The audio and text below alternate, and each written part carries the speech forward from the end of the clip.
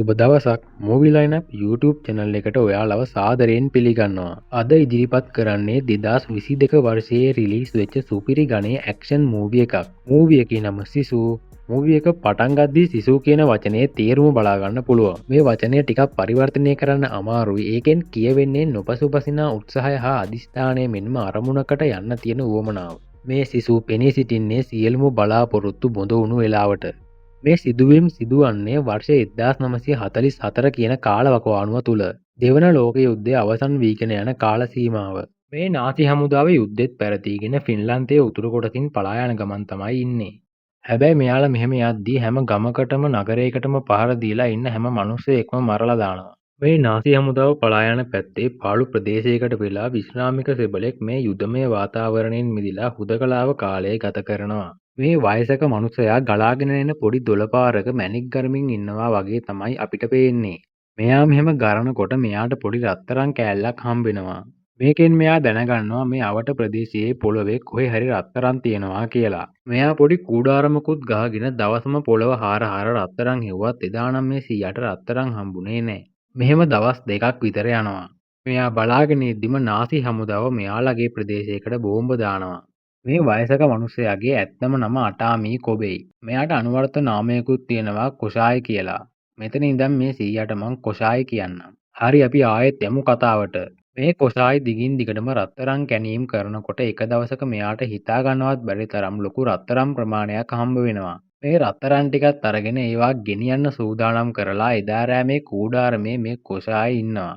පහෝදා එළි වෙනවත් එක්ක මේ කොෂායි රත්තරන් ටික විකුණන්න යන්න තමයි සූදානම. කොෂායිගේ ඇඟේ තියෙන කැලැල් දකිද්දි අපිට තේරුම් ගන්න පුළුවන් යුද්ධ නිසා කොෂායි කොච්චර කරදරවලට මුහුණ දීලා තියෙනවද කියලා. උදේන්ම කොෂායි යාගේ රත්තරන් ටිකත් අරගෙන බලු පැටියත් එක්ක මේ ප්‍රදේශයෙන් පිටත් වෙලා යනවා. මේ මූවි එක කොටස් වලට බෙදලා තියෙන්නේ. අපි පළවෙනි කොටස කතා කරා. දැන් පටන් ගන්නේ දෙවෙනි කොටස ද නාසිස්. මේ කොටසේදී තමයි කොෂායිට නාසි හමුදාව මුණ ගැහෙන්නේ. කොෂායි මේ රත්තරන් ටිකත් අරන් මේ ප්‍රදේශයෙන් වෙනත් ප්‍රදේශයකට යනකොට ෆින්ලන්තයෙන් පලා යන නාසි හමුදාව මුණ ගැහෙනවා. මේ කොෂායි තමන්ගේ පාඩුවේ නාසි හමුදාවේ වාහන ටිකත් පහු කරගෙන ඉදිරියට යනවා. මෙතන ඉන්න සෙබළෙක් කොෂායිට වෙඩි තියන්න යනකොට මෙතන හිටපු හමුදා ලොක්කෙක් ඒක නවත්තලා කියනවා කොහොමත් ඌ යන්නේ ඔගේ මරණය දිහාවට කියලා වෙඩි තියන එක නවත්තනවා. මේ නාසි හමුදාව කොෂායිට යන්න දීලා ආපහු ඉදිරියට යනවා. කොෂායි මෙහෙම ඉදිරියට යනකොට අපිට බලා ගන්න පුළුවන් හැමතැනම මිනිස්සු එල්ලලා මරලා දාලා තියෙනවා. මෙහෙම ඉස්සරහට යනකොට ආපහු කොෂායිට හම්බෙනවා නාසි හමුදාවේ වාහනයක්. මෙයාලා මේ වාහනේ රෝදයක් මාරු කරන ගමන් ඉන්නේ. මේ නාසි හමුදාවේ සෙබළෙක් මේ කොෂායිව නවත්තලා අශ්වයා පිටෙන් බහින්න කියනවා. මේ සෙබළා කොෂායිට කියනවා ඔයා යන පැත්තේ කිසිම දෙයක් නැහැ. අපි ඒ ගැන ඔයාට සහතික වෙනවා කියලා. මේ සෙබළු කොෂායිගේ ගමන්මළු සෝදිසි කරලා මේවල තියෙන්නේ රත්තරන් කියලා දැනගෙන කොෂායිට වෙඩි තියලා මරලා දාන්න හදනවා. මේ වෙලාවේ කොෂායි මියාගේ බල්ලට පැනලා යන්න සලස්වනවා. මේ නාසි හමුදාවේ සෙබළු බලු පැටියට වෙඩි තියනවා. හැබැයි එක උණ්ඩයක්වත් මේ බලු පැටියට වදින්නේ නැහැ. මේ වෙඩි තියන සද්දෙ මෙයාලට ඉස්සරහෙන් ගිය හමුදා ලොක්කට ඇහෙනවා. එයා හිතන්නේ අර වයසක මිනිස්සයාට මෙයාලගේ කට්ටිය වෙඩි තියලා දාන්න ඇති කියලා. මේ සෙබළු මේ රත්තරන් දැකලා ගොඩක් සතුටෙන් ඉන්නේ. මොකද මෙච්චර රත්තරන් ගොඩකින් මෙයාලට කරන දේ හිතා ගන්නවත් බෑ. මේ සෙබළු මේ වයසක මිනිස්සයාව ඉක්මනින් ඉවරයක් කරන්න කියලා කියනවා. මේ කොෂායිට දන ගහන්න කියලා කිව්වත් මෙයා දන ගහන්නේ නැති නිසා මේ වෙලාවේ සෙබළා ස්තුතියි නාකියෝ කියලා කියද්දිම කොෂායි එයාගේ ළඟ තිබ්බ පිහියකින් මේ සෙබළාගේ ඔළුවට අනිනවා. අනිත් සෙබළු කොෂායිට වෙඩි තියන්න යද්දී කොෂායි එක සෙබළෙක් ගාව තිබ්බ තුවක්කුවකින් හැමෝටම වෙඩි තියලා හැමෝම ඉවරයක් කරලා දානවා. මේ වෙලාවේ මේ වෙඩි හඬ ඇහෙනවා කලින් ගිය නාසි හමුදාවේ කට්ටියට.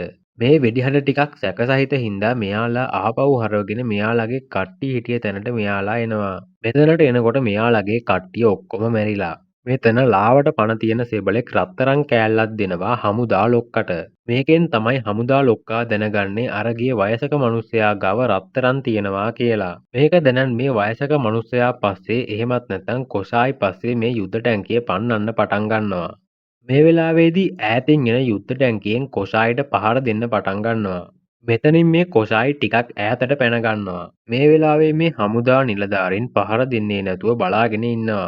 මේ වෙනස තේරුණු කොෂායි මෙයාගේ අශ්වයාට සන්සුන්ව ඉස්සරහට යන්න දෙනවා. අඩියක් දෙකක් ගිය ගමන් මේ අශ්වයාට බිම් බෝම්බයක් පෑගිලා අශ්වයා කුඩු වෙලා යනවා. මේ කොෂායි දැන් ඉන්නේ බිම් බෝම්බ වලලා තියෙන ප්‍රදේශයක.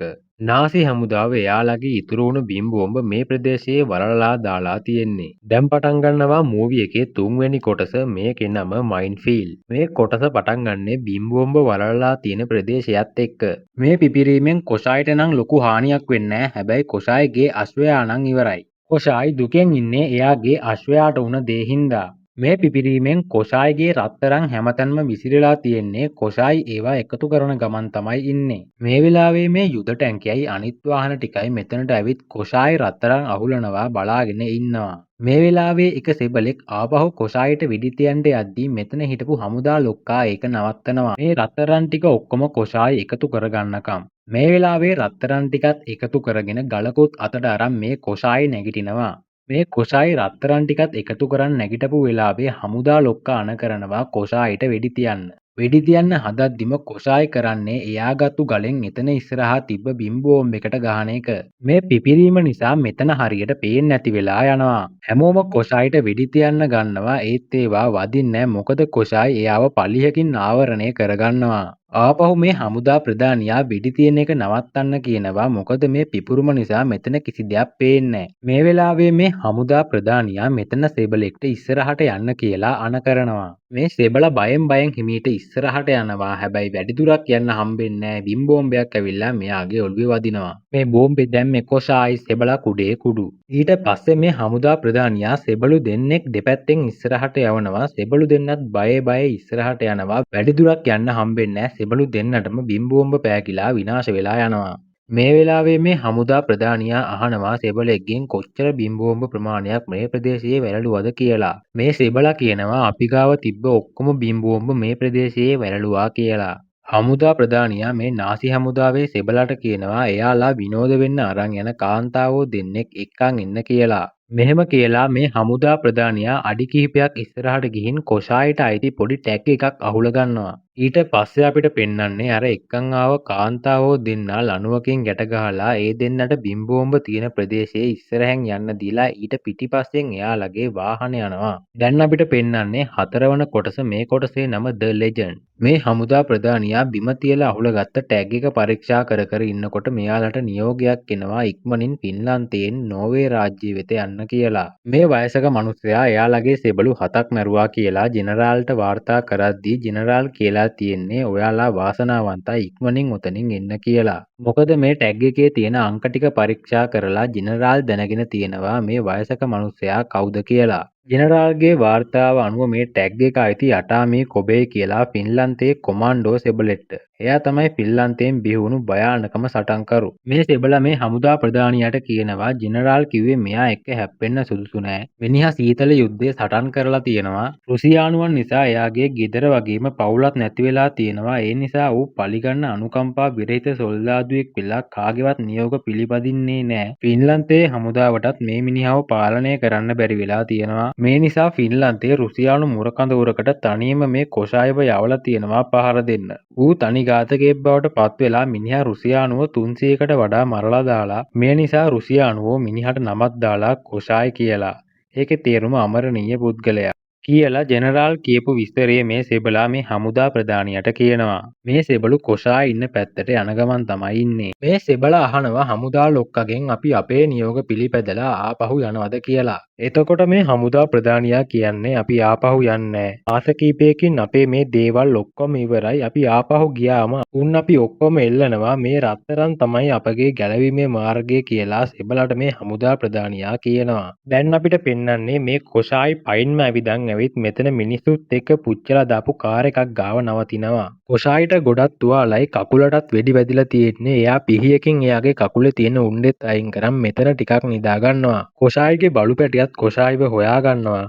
මේ වෙලාවේ මේ නාසි හමුදා කාර්යෝන්ගේ වාහන සද්දෙට තමයි කොෂායි ඇහැරෙන්නේ. කොෂායි මේ වාහනේ අස්සට වෙලා ඉන්නවා. නාසි හමුදා කාර්යෝ නම් මේ කොෂායිව දකින්නේ. හැබැයි පිටිපස්සෙන් එන බල්ලොන්ට කොෂායිගේ ඉව වැටිලා තියෙන්නේ. මෙතන ඉන්න එක අවදානම් සහගත හින්දා කොෂායි මෙතනින් යන වාහනයක යටපැත්තේ එල්ලෙනවා. කොහොම වුණත් බල්ලොන්ට නම් ඉව වැටිලා තියෙන්නේ. මේ බල්ලොන්ගේ ඉව නැති කරන්න ඕන නිසා කොෂායි වාහනේ ඩීසල් ටැංකිය හිල් කරනවා. මේ ඩීසල් සුවඳ නිසා බල්ලොන්ගේ ඉවට බාධා වෙනවා. ඩීසල් සුවඳ මේ සෙබළුන්ට දැනෙලා වාහන ටික නවත්තලා ඩීසල් ලීක් වෙන වාහනය හොයන්න ගන්නවා. කොෂායිට වෙන කරන්න දෙයක් නෑ මේ වෙලාවේදී කොෂායි මෙතනින් පැනලා දුවනවා. කොෂායි මෙහෙම දුවනකොට කට්ටිය වෙඩි තියන්න ගන්නවා. එක වෙඩිල්ලක් කොෂායිගේ කකුලට වදිනවා. කොෂායි දුවනකොට හමුදා ප්‍රධානියා බල්ලොන්ව නිදහස් කරන්න කියලා අණ කරනවා. මේ වෙලාවේ කොෂායි කරන්නේ බල්ලොන්ගෙන් බේරෙන්න එයාගේ ඇඟට ගිනි තියාගන්නවා. බල්ලෝ කොෂායිගේ ළඟට ඇවිත් නතර වෙනවා. කොෂායි මෙහෙම්ම දුවගෙන ගිහින් මෙතන තියෙන වැවකට පනිනවා.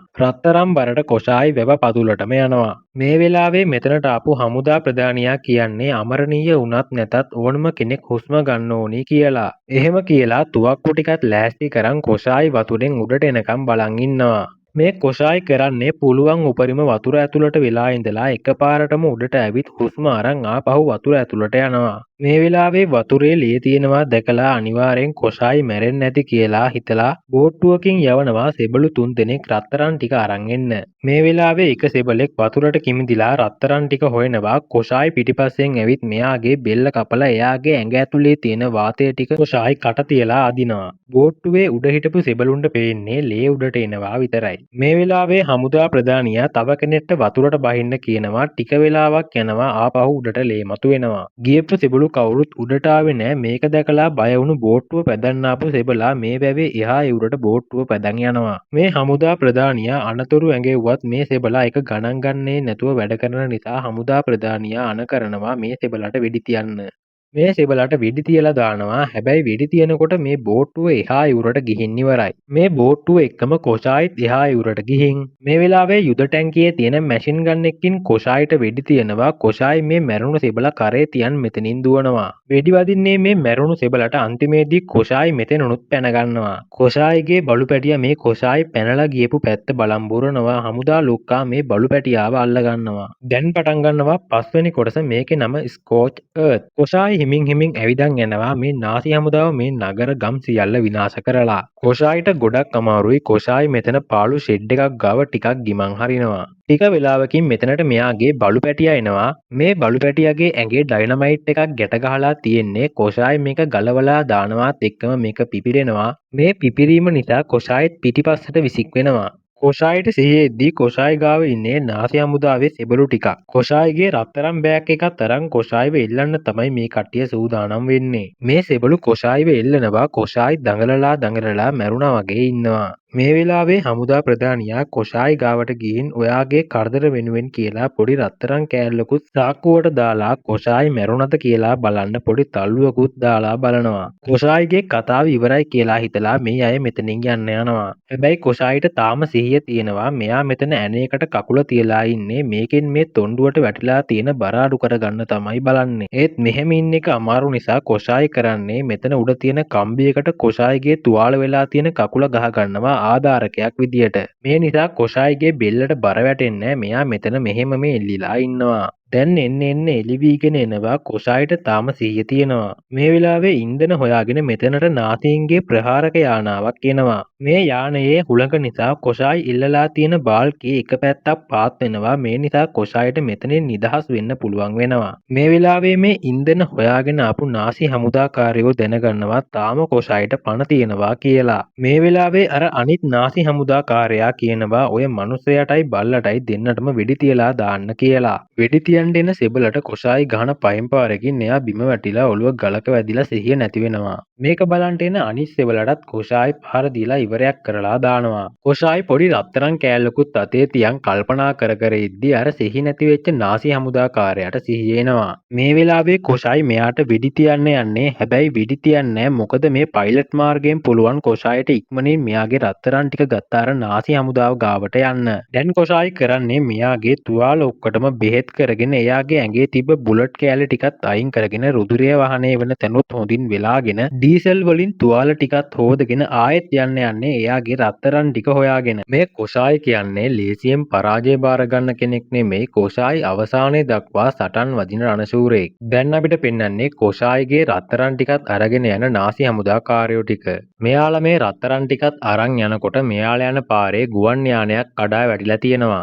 මෙයාලා මේ ගුවන් යානයේ ළඟට ගිහිල්ලා මේ මේක ඇතුලේ ඉන්න පයිලට්ව දකිද්දි තමයි හිතා ගන්න බැරි දෙයක් සිද්ධ වෙන්නේ. මේ පයිලට්ව දැකලා මෙතන සෙබලෙක් කියන්නේ මෙයාගේ බෙල්ලේ තියෙන්නේ මගේ ලණුව අපි කොෂායිව එල්ලුවේ මේ ලණුවෙන් කියලා හමුදා ලොක්කට කියනවා. මේක දැනගත්ත ගමන් නාසි හමුදාවේ කට්ටිය කලබල වෙලා මෙතනින් පුළුවන් තරම් ඉක්මනට පිටත් වෙනවා. මේ වෙලාවේ මේ නාසි හමුදාව එයාලා විනෝද වෙන්න අරන් යන කාන්තාවෝ ඉන්න රථේ ඉන්න සෙබලෙක් කියනවා ඌ ආපහු ඇවිල්ලා කියලා. මෙතන මේ කාන්තාවෝ ගොඩේ කොෂායිගේ පුරාවෘත්තය දන්න කාන්තාවකුත් ඉන්නවා. මේ වෙලාවේ මේ කාන්තාව නාසි හමුදාවේ සෙබළුන්ට කියන්නේ උඹලා මොනවා කරත් වැඩක් නෑ ඒකෙන් වෙන්නේ එයාව තවත් ශක්තිමත් වෙන එක විතරයි කියලා. එයා කවදාවත් පරාජය බාර ගන්න කෙනෙක් නෙමෙයි කියලා කියද්දී එක සෙබලෙක් hina වෙනවා. වැඩි වෙලාවක් මේ සෙබලට hina වෙන්න වෙන්නේ සෙබලා එතනම බිම ඇදගෙන වැටෙනවා. මේ වෙලාවේ උන දේ හිතා ගන්න බැරුව අනිත් සෙබලා එළියට ඔළුව දාද්දී ඒ සෙබලව විහික් වෙනවා. පිටිපස්සෙන් එන යුද්ධ ටැංකියෙන් මේ සෙබලව යට වෙනවා. මේ වෙලාවේ මේ කොෂායි කාන්තාවෝ ඉන්න ට්‍රක් එකට ඇවිල්ලා එයාලට වෙපන් වගේක් දෙනවා. දැන් පටන් ගන්නේ අවසාන කොටස.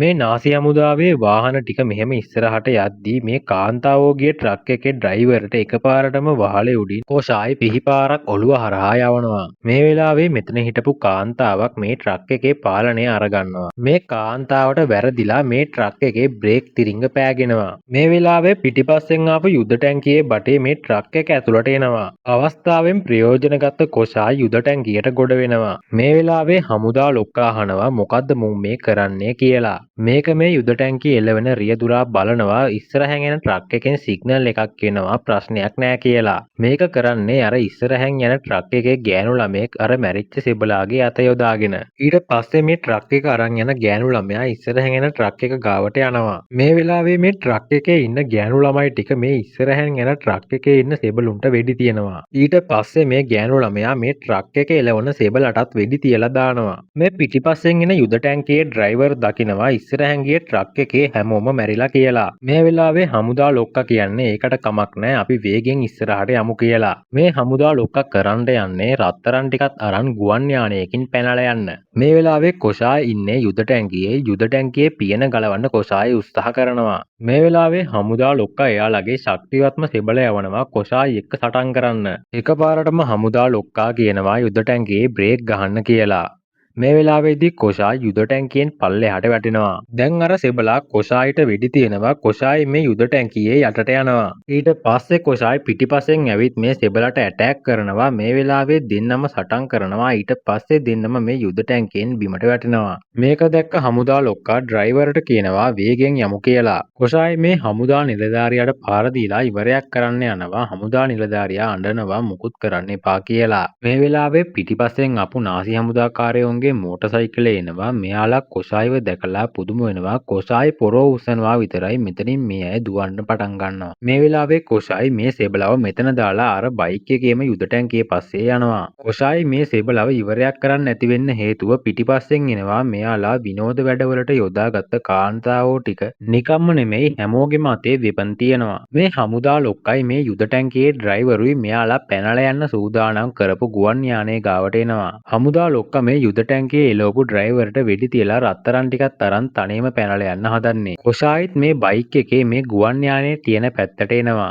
ගුවන් යානය පිටත් වෙන්නයි යන්නේ. කොෂායි ගුවන් යානයේ පැත්තට වෙඩි තියාගෙන ඉස්සරහට එනවා. පයිලට් මේ වෙලාවෙදී වෙඩි වදිනවා. හැබැයි ගුවන් යානය ගුවන්ගත වෙනවා. හමුදා ලොක්කා අහනවා කොෂායි පල්ලෙහා පේන්න ඉන්නවද කියලා. පයිලට් කියනවා එයා පහළ ඉන්නවා කියලා. හැබැයි බයික් එක විතරයි පහළ තියෙන්නේ. කොෂායි ගුවන් යානයේ යටපැත්තේ එල්ලිලා ඉන්නවා. එයා ගාව තිබ්බ ආයුධෙන්. මේ වෙලාවේදී පයිලට්ට වෙඩි වැදිලා තියෙන්නේ. ලොක්කා කියනවා උඹට ලොකු අමාරුවක් නෑ හරියට ගුවන් යානය අරන් ඵලයන් කියලා. ගුවන් යානයේ පිටිපස්සෙන් එන සද්ද නිසා මේ හමුදා නිලධාරියා පිටිපස්සට යනවා. කොෂායි එයා එල්ලිලා හිටපු ආයුධයෙන් ගුවන් යානයේ සිදුරක් හදලා ගුවන් යානයේ ඇතුළට එනවා. මේ වෙලාවේ කොෂායිට හොඳටම හමුදා නිලධාරියා පහර දෙනවා. මොකද කොෂායි හොඳටම දුර්වල වෙලා ඉන්නේ. මේ හමුදා නිලධාරියා අතේ පටියක් වෙලාගෙන ඒකේ කොක්කෙන් කොෂායිගේ මුහුණට හොඳටම පහර දෙනවා. මෙතනදී කොෂායි ගොඩක් දුරුවලයි. මෙතනදී කොෂායිට කර කියාගන්න දෙයක් නෑ. හැබැයි මේ හමුදා නිලධාරියා පහර දෙනකොට මේ පටියේ කෙළවරේ තියෙන කොක්ක මෙතන තියෙන බෝම්බෙට සවි කරනවා. සවි කරපු ගමන් කොෂායි කරන්නේ බෝම්බේ නිදහස් කරන එක. හමුදා ලොක්කා මේ බෝම්බෙත් එක්ක පහළට වැටෙනවා. මේ වෙලාවේ ගුවන් යානය පාලනයකින් තොරව යන්නේ. කොෂායිට මේක තේරෙනවා. කොෂායි ගිහින් බලනකොට පයිලට් මිය ගිහිල්ලා. කොෂායි රත්තරන් ටික නම් ගන්නවා. හැබැයි ගුවන් යානය කඩා වැටෙනවා. දැන් අපිට පෙන්වන්නේ අර කාන්තාවෝ ටික නාසි යුද ටැංකියත් අරන් ඒකෙන් නාසි හමුදාකාරයවත් පන පිටින්ම මේ යුද ටැංකියේ ගැට ගහගෙන ෆින්ලන්තයේ හමුදා කඳවුරකට යනවා. දැන් අපිට ආපහු පෙන්වන්නේ කොෂායිව. ගුවන් යානය කඩා වැටුණත් වැටිලා තියෙන්නේ ලොකු මඩ වගුරකට. ඒ නිසා ගුවන් යානය පිපිරිලා නැහැ. කොෂායිටත් ඒ නිසා අනතුරක් වෙලා නැහැ. කොෂායි එයාගේ රත්තරන් ටිකත් අරන් මඩ වගුරෙන් ගොඩට එනවා. කොෂායිගේ දක්ෂතාවය වගේම වාසනාවත් උපරිමයෙන්ම තියෙනවා. දැන් අපිට පෙන්වන්නේ කොෂායි එයාගේ බලු පැටියක් දාගෙන බයික් එකකින් බැංකුවට එනවා. බැංකුවේ හිටපු හැමෝම බය වෙලා කොෂායි දිහා බලන් ඉන්නවා. කොෂායි මෙයාගේ රත්තරන් ඔක්කොම මෙතන මේසේ උඩට දාලා කරුණා කරලා මට ලොකු සල්ලි කොල ලබා දෙන්න. මට ඒවා අරන් යන්න අමාරු නොවෙන්න කියලා කියනවත් එක මේ මූවි එක ඉවර වෙනවා. මේකේ දෙවෙනි මූවි එක සිසු 2 ළඟදිම අරන් එනවා අපේ channel එකෙන්. අපේ channel එක අලුත්. subscribe කරලා ඔයාලගේ සහයෝගය ලබා දෙන්න යාළුවනේ. ඔයාලට සුබ දවසක්.